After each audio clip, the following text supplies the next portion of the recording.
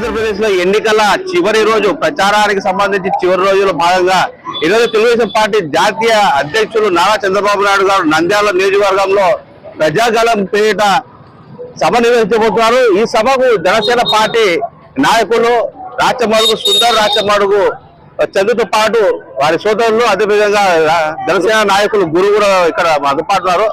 అయితే ఈ రాష్ట్రంలో ఆంధ్రప్రదేశ్ లో ఎన్నికలకు సంబంధించి కూటమిగా ఉన్నటువంటి పార్టీల ప్రజలను ఏ విధంగా ఆదరించబోతున్న విషయాన్ని మనం తెలుసుకోబోతాం. ప్రధానంగా చెప్పండి, కూటమిగా ఉన్నటువంటి పార్టీలు అంటే జనసేన, తెలుగుదేశం పార్టీ.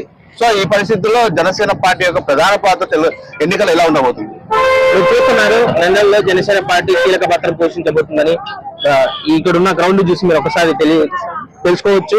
ఈరోజు ప్రజాగళం కార్యక్రమానికి సందర్భంగా జన సైనికులు వేలాది మందిగా ఈ కార్యక్రమానికి మద్దతు తెలపడానికి నంద్యాల నియోజకవర్గం నుంచి, రూరల్ నుంచి ఏమి, అర్బన్ నుంచి అయినా చాలా మంది జన సైనికులు ఉత్సాహంతో వచ్చి ఈ ప్రజాగళ కార్యక్రమాన్ని విజయవంతం చేసే విధంగా ముందుకు సాగుతున్నారని చెప్పేసి ఈ సందర్భంగా నేను తెలియజేసుకుంటాను. అంటే గతంలో నుంచి కూడా జనసేన అధినాయకుడు పవన్ కళ్యాణ్ గారు చెప్తున్నారు, ఖచ్చితంగా ప్రభుత్వానికి సంబంధించిన వ్యతిరేక ప్రతి ఓటు కూడా చీలకుండా చూస్తాము, అది మా బాధ్యత అని కూడా చెప్పడం జరిగింది. అదే విధంగా కూటమిగా ఉన్నప్పుడు సీట్ల పరంగా చూసుకుంటే త్యాగాలు కూడా చేయడం జరిగింది జనసేన అధ్యక్షుడు పవన్ కళ్యాణ్ గారు. దీనికి సంబంధించి చెప్తారు. ఆంధ్ర రాష్ట్ర ప్రజల భవిష్యత్తు కోసం జనసేన అధినాయకుడు తీసుకున్న నిర్ణయం ప్రతి ఒక్కరూ కట్టుబడి ఉన్నాం.